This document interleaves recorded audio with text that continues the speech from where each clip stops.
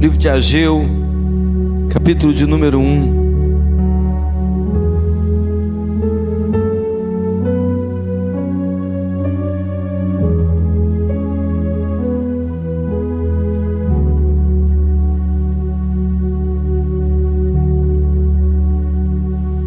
Quem achou aí, por favor, diga amém. Olha o que está escrito aqui no versículo 1. No primeiro dia do 6º mês do 2º ano do reinado de Dário, eis que a palavra de Yahvé foi pronunciada por intermédio do profeta Ageu. Ageu significa festivo. Ageu, ao governador de Judá, Zorobabel, filho de Sealtiel, e ao grande sacerdote Josué, filho de Josadaque, nos seguintes termos. Olha o que o Senhor usou o profeta Ageu para falar. Assim diz o Senhor dos exércitos: este povo murmura, não chegou ainda o momento certo, o tempo de reconstruir a casa do Senhor. Por esse motivo, a palavra do Senhor foi uma vez mais comunicada por meio do seu profeta Ageu, dizendo: porventura é tempo de habitares em casas com luxuoso acabamento, enquanto a minha casa continua em ruínas. Assim ordena o Senhor dos exércitos: considerai, pois, o vosso passado. Semeaste muito, mas colheste pouco. Comeis, mas não vos satisfazeis. Bebeis, mas não conseguis matar a sede. Vestivos, mas ninguém se sente aquecido e confortável, e o que recebe salário, recebe-o para depositá-lo numa bolsa furada. Assim, pois, declara o Eterno, o Senhor dos exércitos: considerai o vosso passado, refleti sobre o que tens feito. Portanto, subi sem demora o monte, trazei boa madeira e edificai a casa, para que eu me alegre dela e nela seja glorificado.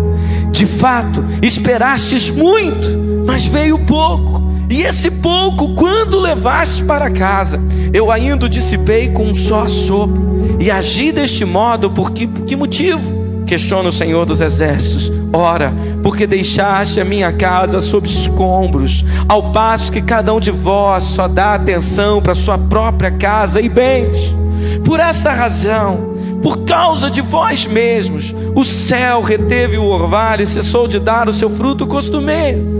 Nos campos e nos montes provoquei uma seca que afetou sobremaneira o trigo, o vinho, o azeite e tudo mais que a terra produz, e também todas as pessoas e os rebanhos. O trabalho das vossas mãos foi prejudicado. Então Zorobabel, filho de Sealtiel, e o sumo sacerdote Josué, filho de Josadaque, com todo o restante do povo, decidiram obedecer a voz de Yahvé, seu Elohim, Deus, e atender as palavras do profeta Ageu, a quem o Senhor Deus havia mandado. E todo o povo temeu grandemente o Senhor. Em seguida, Ageu, mensageiro de Deus, transmitiu esta palavra do Senhor para o povo: eis que eu estou convosco, assegura o Senhor. Sendo assim, o Senhor proporcionou um forte ânimo ao governador de Judá, Zorobabel, filho de Sealtiel, e ao sumo sacerdote Josué, filho de Josadaque, e a todo o restante do povo. Eles foram cheios de disposição e começaram a trabalhar na reconstrução da casa do Senhor dos exércitos, o seu Deus. E isso ocorreu no 24º dia do 6º mês do 2º ano do reinado de Dário, ou Dario. Amém, irmãos? Amém mesmo? Olha o capítulo 2, vamos continuar lendo aqui para você entender bem a história. No 21º dia do 7º mês, a palavra do Senhor foi comunicada por intermédio do profeta Ageu, dizendo: formulai a seguinte indagação ao governador de Judá, Zorobabel, filho de Sealtiel, ao sumo sacerdote Josué, filho de Josadaque, e ao restante do povo: dentre todos vós, os sobreviventes que se lembram de ter tido visto este templo em sua primeira glória, comparado ao primeiro, não é como nada o que os vossos olhos contemplam agora. Todavia diz o Senhor: coragem, Zorobabel, coragem, ó grande sacerdote Josué, filho de Josadaque, esforçai-vos todo o povo da terra, exorta o Senhor, e trabalhai com dedicação, porquanto eis que eu estou convosco, assegura o Senhor dos exércitos. Esta, pois, é a aliança que estabeleci convosco quando deixaste o Egito. O meu Espírito está presente entre todos vós. Não temais, pois assim promete o Senhor dos exércitos: muito em breve farei tremer os céus e a terra, o mar e toda a terra seca. Farei com que as nações estremeçam, e eis que elas trarão para cá os seus tesouros, e encherei esta casa com a glória, assegura o Senhor dos exércitos, porquanto toda a prata e todo o ouro a mim pertence, afirma o Senhor. Portanto, o esplendor deste novo templo será ainda maior do que a glória do antigo, declara o Senhor dos exércitos, e neste lugar firmarei a minha paz, garante o Senhor. Aleluia, glória a Deus. Feche seus olhos, eu quero orar. Senhor, em nome de Jesus, que o Teu Espírito possa fluir aqui no nosso meio. Senhor, que não seja eu, que não seja, Senhor Deus, sabedoria humana, que não seja carisma humano, mas que seja, Senhor, o Teu Espírito a manifestar aqui. Que seja o Senhor a falar com a igreja, que seja o Senhor, Deus, a edificar o Teu povo nessa noite. Senhor, que o Senhor encontre no meio de nós corações abertos, que o Senhor encontre no meio de nós, Senhor Deus, corações, Senhor Deus, preparados para receber o alimento do Senhor nessa noite. Amém. É a oração que faço em nome de Jesus. Amém e amém. E o povo de Deus diga amém, por favor. Queridos, o livro de Ageu, ele foi escrito aproximadamente no ano 520 antes de Cristo. Que ano, irmão? Ou seja, aproximadamente 18 anos depois do povo de Israel ser liberado do exílio. Eu não sei se você sabe, mas o povo de Israel ficou no exílio por 70 anos. Todos sabiam disso? O reino era dividido entre Israel e Judá. Israel, querido, foi vencido pela Síria, e Judá logo depois foi conquistado pelo rei Nabucodonosor, rei da Babilônia. E Judá, que depois do exílio, nunca mais teve a divisão dos reinos. O que acontece? Judá, ela ficou, e passou a ser chamado também de nação de Israel, ficou no exílio, ficou preso, ficou longe da sua terra por 70 anos. Só que o que acontece? No ano de 538 a.C., há uma orientação do Senhor ao rei Ciro para que liberasse o povo desse exílio, para que libertasse o povo. E o rei Ciro, ele então, querido, ele libera o povo. Ele baixa um decreto liberando o povo para retornar para a sua terra. E ali eles retornam, queridos, com o objetivo de reconstruir a cidade de Jerusalém, que estava assolada. Mas também, quando Nabucodonosor, 70 anos antes, entrou em Jerusalém, ele destruiu completamente o templo. Eles precisavam reconstruir o templo. Diga comigo assim: reconstruir o templo. E eles voltaram com essa gana, eles voltaram com essa motivação. Só que passa-se 18 anos. Quanto tempo? 18 anos. E o templo ainda não tinha sido reconstruído. A casa do Senhor ainda não tinha sido reconstruída. Então Deus levanta o profeta Ageu. Ageu, essa altura, já estava com aproximadamente 70 anos de idade, ou até um pouco mais. Já era bem velhinho. E o profeta Ageu, então, querido, ele libera essa palavra. Ele é usado pelo Senhor para liberar uma palavra a duas pessoas, principalmente. A primeira pessoa que o profeta Ageu, ele se referiu, foi o governador de Judá, Zorobabel. Então diga assim: o governador de Judá, Zorobabel. E a segunda pessoa que ele se referiu, ou que ele liberou uma palavra, ou seja, que essa palavra foi direcionada também, foi para o grande sacerdote Josué. Então essa palavra, ela foi direcionada a dois homens, Zorobabel, o governador, e Josué, o sacerdote. Posso ouvir um amém da igreja? Quantos estão comigo aqui? Digam glória a Deus. A Bíblia diz então que qual foi a palavra que o Senhor liberou para todo o povo, mas especialmente para Zorobabel e para Josué. A Bíblia diz que a palavra do profeta Ageu foi uma palavra forte, porque ele disse o seguinte: olha, diga para o povo precisa ouvir o seguinte: vocês têm passado por grandes dificuldades, vocês têm passado por lutas, vocês recebem o salário de vocês e parece que vocês estão colocando num bolso furado. Vocês se vestem, mas não conseguem se aquecer. Vocês plantam muito, mas colhem pouco. Ou seja, a vida de vocês está um desastre. Vocês estão vivendo uma decadência. Traduzindo em miúdos é isso. E por que estão vivendo essa decadência toda? O profeta Ageu disse o seguinte: porque a casa de vocês está um luxo, e a minha casa está esquecida, está abandonada. Quantos estão entendendo o que eu estou falando? E por que isso estava acontecendo? Porque o povo de Deus, quando volta para a reconstrução, eles voltam com uma motivação, mas no meio da caminhada eles deixaram com que o desânimo entrasse no coração deles. No meio da caminhada eles foram desanimando, eles foram parando. Sim, por causa da resistência, os samaritanos viviam perturbando eles. Desanimaram por causa da dificuldade que estavam enfrentando, porque uma reconstrução não é fácil. Você tem que reconstruir algo, querido, é um desafio muito grande.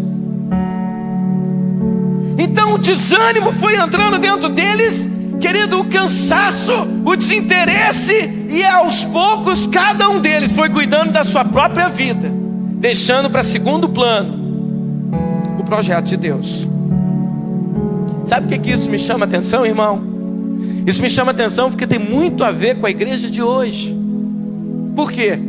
Porque eu fico vendo, querido, quando nós fazemos um encontro com Deus, ou quando o irmão aqui ele está novo na igreja, ou quando começa uma célula, ele fica numa animação, ele diz agora nós vamos romper, e parece que aos poucos esse amor ele vai se esfriando, e parece que aos poucos essas coisas vão deixando, vão passando, vão se acabando.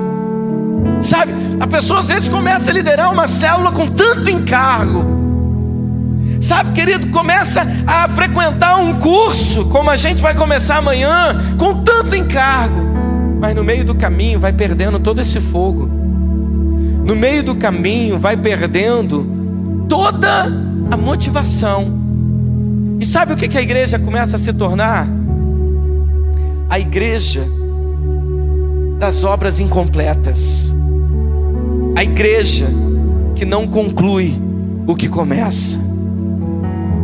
Uma igreja que se perde no meio do caminho. Uma igreja que não tem força para avançar de maneira poderosa. Por quê? Porque os irmãos, eles param no meio do caminho. Eu estou falando algo assim que foge da realidade, irmãos? Sim ou não? Não. Então, o cara começa a liderar uma célula, ele começa a frequentar uma célula, começa a postar foto no Facebook, começa a mostrar para todo mundo. E eu olho como pastor, eu fico feliz da vida, irmão. Eu amo ver foto de célula no Facebook, posta mesmo. Mas parece que o tempo vai passando, isso vai deixando de postar, a alegria vai indo embora. Você está entendendo? E aí começa aquilo que antes era uma alegria, começa a se tornar o quê? Peso, pesado. Aí a pessoa começa a arrumar aquilo que nós chamamos de desculpa. O que é desculpa? Ah, eu tenho que trabalhar. Porque, irmão, quando o cara chega para mim e fala que tem que trabalhar, muitas vezes meus argumentos acabam. E por que acabam? Como é que eu vou dizer para o cara não trabalhar? Eu não vou sustentar ele? Você está entendendo ou não? Não, então trabalha. Ah, eu não posso mais estar frequentando a célula porque eu vou começar um curso assim, assim, assado. Eu quero dizer algo para você, querido. No fundo do meu coração eu quero te dizer algo. Sabe? Não pare no meio do caminho, não. Sabe, não deixa essas coisas entrarem no teu coração. Sabe o que o Senhor, Ele fala com a igreja em Éfeso? Ele fala com a igreja em Éfeso, lá em Apocalipse. Ele diz o seguinte: olha, eu tenho visto o teu labor, eu tenho visto o teu esforço, eu tenho visto o teu trabalho. Eu tenho uma coisa contra você. O que é? É que você abandonou o teu primeiro amor. É que você deixou esfriar no teu coração o teu primeiro amor. Você já não ama como amou no início. Assim acontece com os novos membros na igreja. Os novos membros vêm, participam de todas as programações, mas com o tempo isso vai se perdendo.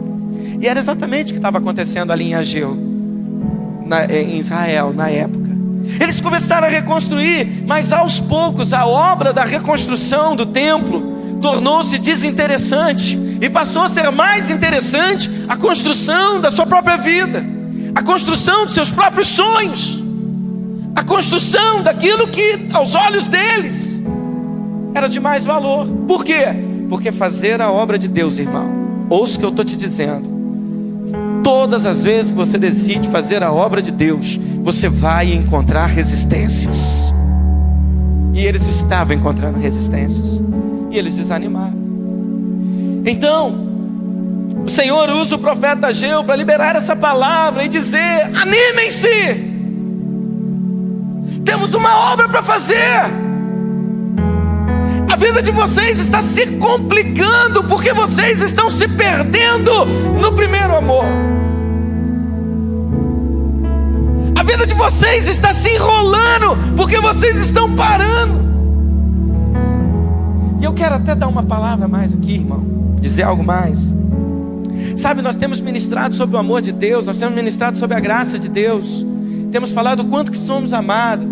E tem sempre um ou outro que pega uma palavra como essa e acha que então, já que nós estamos na graça, já que eu sou amado, eu quero que você preste atenção no que eu estou falando. Já que nós estamos na graça, já que eu sou amado, então agora não preciso fazer mais nada, pastor. Irmão, essa é a visão mais miserável que você pode ter. É a visão mais ingrata que você pode ter. Porque por você estar na graça e por ser amado, você tem que fazer muito mais. Muito mais. Porque a graça não é permissão para libertinagem. A graça é provisão para tudo que você precisa. É diferente. Aí, querido, quando nós começamos a ler o livro de Ageu, a gente começa a ver uma palavra pragmática, uma palavra de resultado, uma palavra prática. É isso que está acontecendo. Mas quando você anda um pouquinho mais, você vai lá no livro de Zacarias, você vai ver, querido, que um outro profeta, ele profetiza para os mesmos homens. E ele aqui revela algumas coisas que me chamam muita atenção.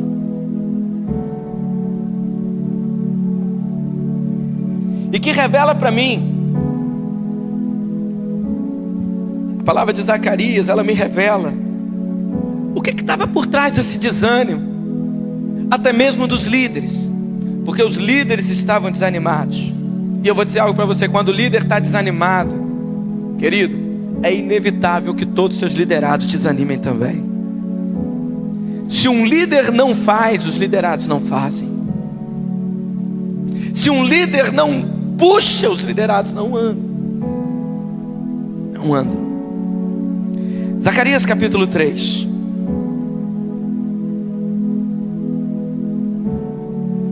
Quem achou, diga amém. Olha o que está escrito aqui. Logo em seguida, Deus me fez ver o grande sacerdote Josué. Então olha só, ele está falando para as mesmas pessoas que Ageu, amém ou não? Amém ou não? Só que agora ele está falando para quem? Para Josué? E ele diz assim: logo em seguida, Deus me fez ver o grande sacerdote Josué, que posicionava-se em pé, em frente ao anjo do Senhor. E Satanás, o adversário, estava à direita de Josué, pronto para acusá-lo. Então diga comigo assim: Satanás estava à direita de Josué, pronto para acusá-lo. Mas o anjo do Senhor ordenou a Satanás: que o Senhor te repreenda, Satanás. Sim, o Senhor que escolheu Jerusalém te condene. Ora, vê este homem, não parece um pedaço de lenha meio queimada, recém saído do fogo? Ora, Josué, vestido de roupas impuras, estava em pé diante do anjo. Então o anjo ordenou aos que estavam diante dele: tirai-lhe as vestes impuras. E disse a Josué: vê, eis que eu tirei de ti o teu pecado, e te vesti com roupas de grande nobreza. E acrescentou: ponham-lhe um turbante purificado sobre a cabeça. E colocaram um turbante lindo na cabeça e o vestiram. E o anjo do Senhor permaneceu ali, observando tudo. Diga comigo assim: observando tudo. Então a gente começa a ver aqui um dos motivos do desânimo do povo de Israel, um dos motivos do desânimo de Josué. O que estava acontecendo no meio daquele povo? Por que aquele povo estava desistindo? Porque aos olhos naturais existiam dificuldades, porque aos olhos naturais existiam adversários que estavam se levantando contra. Aos olhos naturais existiam, querido, as resistências, mas existia um motivo espiritual que Zacarias conseguiu enxergar. E qual era o motivo espiritual? Josué, o sumo sacerdote, o grande sacerdote Josué, ele estava em pecado. Então diga comigo assim: Josué estava em pecado. E aí, querido, isso estava provocando nele um grande desânimo. Mas por quê? Porque você prestou atenção na visão aqui? Eu não sei se você prestou atenção. Porque Josué estava em pé, e do lado direito dele quem que estava? Satanás, o adversário. Fazendo o que com Josué? Acusando. Você está entendendo o que eu estou te falando? Então o que estava paralisando Josué? Acusação de Satanás. Ele era um homem que ele estava, e o tempo todo o diabo falando assim: ó, você não pode, você não consegue, você não vai, você não merece, você é pecador, você é o pior dos piores. E Josué, ele foi acreditando nisso, ele foi recebendo essas informações, e a Bíblia diz que aquilo foi paralisando ele. Era um sacerdote desanimado, era um sacerdote desestimulado, era um sacerdote que não tinha uma palavra viva para aquele povo. Por quê? Ah, pastor, é por causa do pecado. Eu digo mais, querido, é por causa da acusação. Por causa da acusação. Hoje de manhã eu estava pregando numa conferência lá em Barra Mansa, e eu estava falando com os irmãos. Muitas vezes a gente acha que o que paralisa a obra é o pecado, e eu não estou dizendo isso para você pecar. Você tem um Espírito Santo dentro de você, você entende o que eu estou falando. Mas eu quero dizer uma coisa para você, irmão: se o pecado paralisasse a obra, não tinha uma obra andando. Porque entre nós aqui não tem ninguém que não cometa pecado. Ah não, pastor, eu não cometo, o senhor não me conhece, eu sou santo. Você é santo mesmo, irmão? Sabe qual que é o grande problema? É que as pessoas só confessam ou procuram num gabinete pecados ditos grandes. Pastor, me ajuda, estou viciado em pornografia. Pastor, me ajuda, cometi um adultério. Pastor, me ajuda, eu fumei. Pastor, me ajuda, eu bebi. Pastor, me ajuda, eu adulterei. As pessoas normalmente nos perguntam e nos procuram para isso. Mas eu nunca, em 16 anos de ministério, nunca fui procurado por alguém para dizer o seguinte: pastor, eu estou aqui porque eu quero confessar o meu pecado. O que é? Eu sou avarento. Nunca vi ninguém confessar isso. Eu nunca vi ninguém chegar para mim e confessar assim: pastor, eu estou aqui hoje para dizer para o senhor que eu sou pecador. É mesmo? Qual é o seu pecado? Inveja, pastor, eu sou muito invejoso. Ninguém nunca confessa essas coisas. Por quê? Porque toda vez que ele tem pensamentos de avareza, ele pensa: não, eu tenho que poupar. Ele não encara isso como avareza. Todas as vezes que ele tem sentimento de inveja, ele fala: não, eu não sou invejoso, não, eu só não gosto daquela pessoa. Ou seja, nós temos motivos para os pecados ditos pequenos. Mas eu quero dizer uma coisa para você, querido: pecado é pecado. Você está entendendo o que eu estou dizendo? Pecado é pecado. Tão danoso quanto o pecado, ou muito mais danoso que o pecado, sabe o que é? É o diabo te acusando de dia e de noite. É o diabo chegando para você e dizendo: você não pode liderar uma célula. Por quê? Porque você é pecador. Você não pode nem ministrar a palavra hoje na célula ou no culto. Por quê? Porque você é pecador. Você acabou de fazer isso. Olha o seu pecado. E Josué, certamente ele estava nessa condição. Mas a palavra do Senhor diz que o anjo do Senhor veio, repreendeu Satanás na vida de Josué. E a palavra do Senhor para Josué foi o seguinte: eu vou tirar essas vestes sujas que você está vestindo, e eu vou te dar vestes limpas, eu vou te dar vestes novas. Esse turbante imundo que está na tua cabeça eu vou tirar, eu vou te dar um turbante novo. Eu vou te renovar, Josué. Eu vou te renovar. E eu vou te vestir com roupas de grande nobreza. Essa foi a palavra de Deus para aquele profeta desacreditado. Essa foi a palavra de Deus para aquele profeta acusado, para aquele sacerdote acusado, perdão. Essa foi a palavra de Deus para aquele que não se achava capaz, porque se sentia imundo, condenado o tempo todo. E o mesmo Deus, ele chega então para Zorobabel. E eu queria que você olhasse aqui no capítulo de número 4, aqui do profeta Zacarias.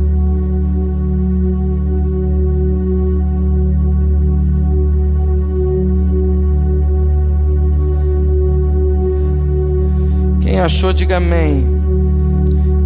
Está escrito assim: o anjo que havia falado comigo retornou e me acordou, como se desperta alguém que está com muito sono, e me indagou: o que vês?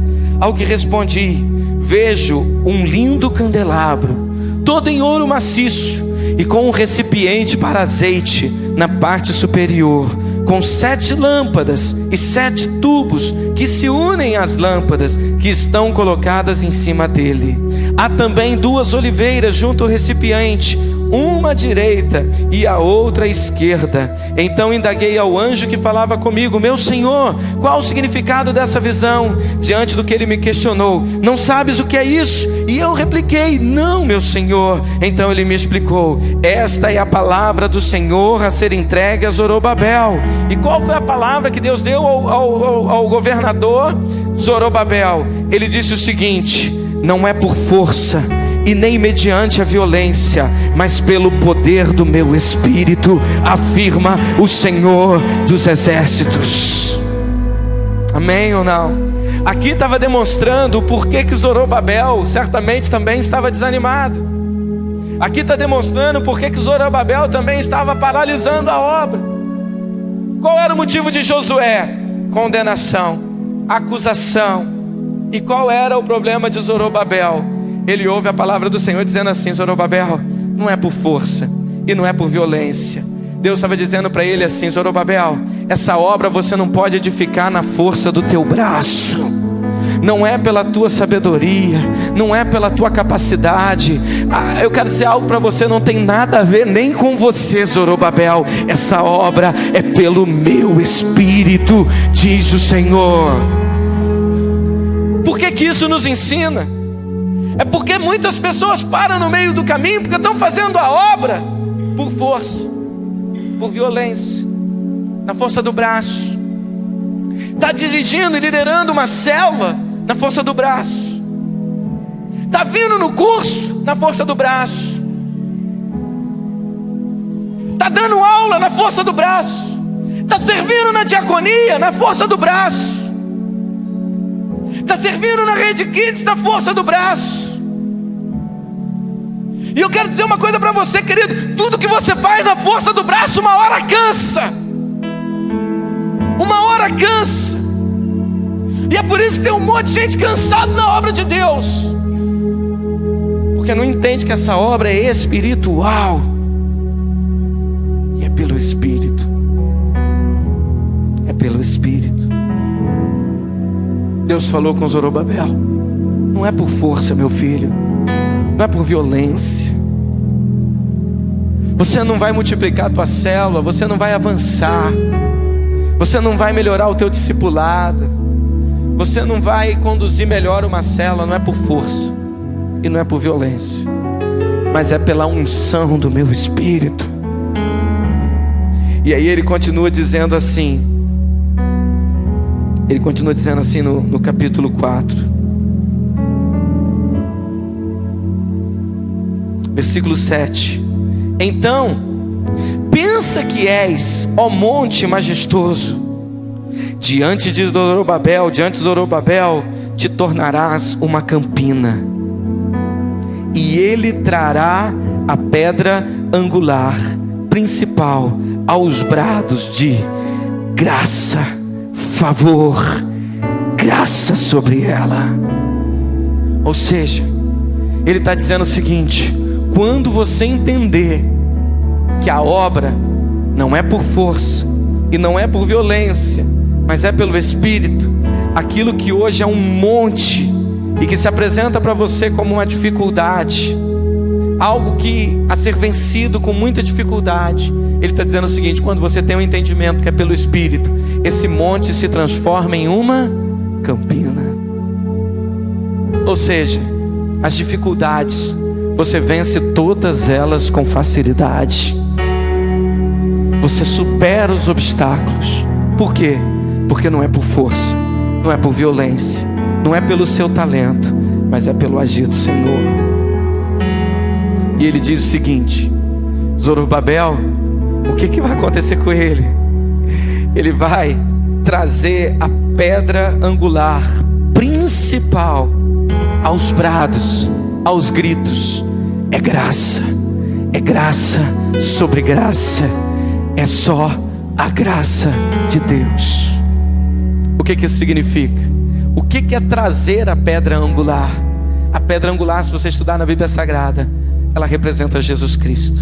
Então ele está dizendo o seguinte: Zorobabel, na edificação da casa de Deus, você vai trazer a pedra angular, dizendo: é pela graça, somente pela graça. Quantos estão entendendo o que eu estou falando? Quando aqueles homens recebem aquela palavra, um mover acontece, um terremoto dentro deles acontece, e a obra, ela é concluída. O que eu quero te dizer nessa noite, irmãos? Eu trouxe essa palavra para você porque talvez você tenha estado assim. Lembra que eu falei? Você não pode pegar dessa palavra e fazer dela do crente pá. Ah, se fulano tivesse aqui. Ah, como que Beltrano precisava ouvir essa palavra. Irmão, eu vou dizer uma coisa para você: essa palavra é para você. É para você. Porque se fosse para o fulano ouvir, irmão, o Senhor teria dado um jeito de trazê-lo nessa noite. Eu queria que você ficasse de pé. Eu queria que você fechasse os seus olhos.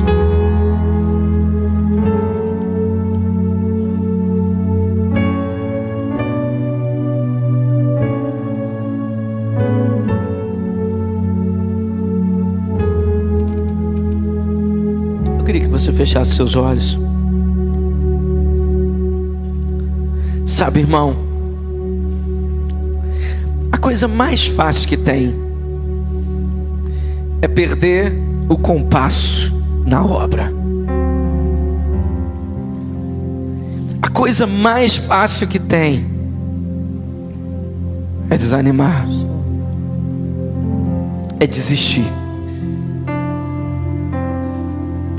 E aqui nós vimos, querido, que a liderança estava comprometida. Caminhando debaixo de acusação, e o outro fazendo na força do braço. Posso dizer uma coisa para você, querido? Talvez os seus sonhos ainda não se realizaram, é porque você está fazendo na força do teu braço. Talvez o teu marido ainda não se converteu, ou tua esposa, ou teu filho, porque você está querendo que isso aconteça na força do teu braço. Talvez tua vida ainda não mudou, é porque você está querendo fazer na força do teu braço. Mas o Senhor, Ele manda dizer para você nessa noite: não é por força, não é por violência, mas é pelo meu Espírito. É pelo meu Espírito. Talvez você está como Josué, se sentindo acusado, condenado. E eu vou te dizer uma coisa, querido: há provisão de perdão para você. O Senhor, Ele quer te dar vestes novas. Ele quer te vestir com roupas de grande nobreza. Ele quer te libertar desse pecado. Ele quer fazer de você a expressão da santidade dEle. Sabe, amado, talvez você está cansado. Talvez você até pensou em desistir. Talvez você pensou em desistir da célula, desistir do ministério, desistir de frequentar a igreja, desistir de ser membro, desistir dos envolvimentos que você tem. Talvez você pensou em desistir. Querido, essa é a palavra do Senhor para você nessa noite. Existe um céu aberto sobre a tua cabeça.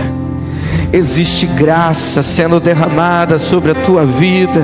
Existe favor celestial, oh querido, fluindo e vindo ao teu encontro. Só que muitas vezes a gente não enxerga por causa da acusação, ou porque a gente está muito desgastado por fazer na força do nosso braço.